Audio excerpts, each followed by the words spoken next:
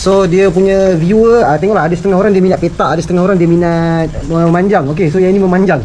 Okey, dia punya panjang tu memang betul panjang, tapi dia tak petak lah. Tengoklah pada minat masing-masing. Okey, assalamualaikum dan salam sejahtera. Okey, kat depan saya ni ada ADV 160.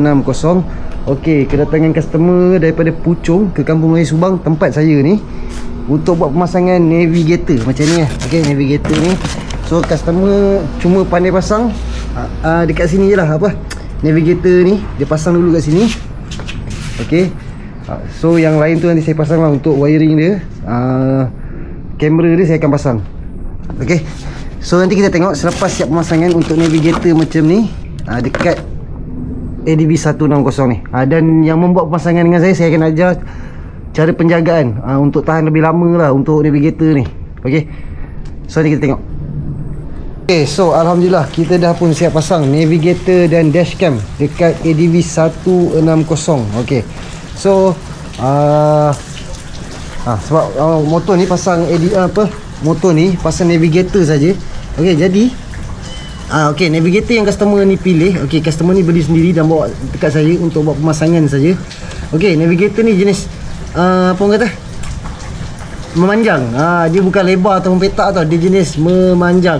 Okey, so kita tengok, kita on.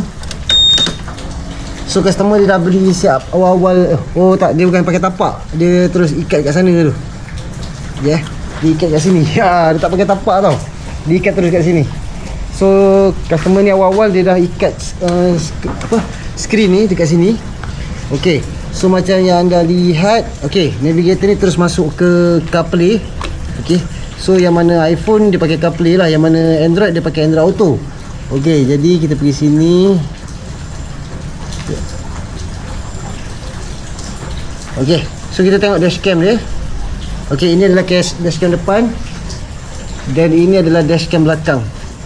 Okey. So ini adalah dashcam belakang, okey. Okey. So dia punya viewer, tengoklah, ada setengah orang dia minat petak, ada setengah orang dia minat memanjang. Okey, so yang ini memanjang. Okey, dia punya panjang tu memang betul panjang, tapi dia tak petak lah. Tengoklah pada minat masing-masing. So tak kisah mana-mana pun, yang ada dashcam ke yang tak ada dashcam ke, saya boleh pasang. Okey, jadi itu saja untuk ADV 160 customer daripada Puchong ni. Dia datang ke Kampung Melayu Subang untuk buat pemasangan navigator dan dashcam ni saja.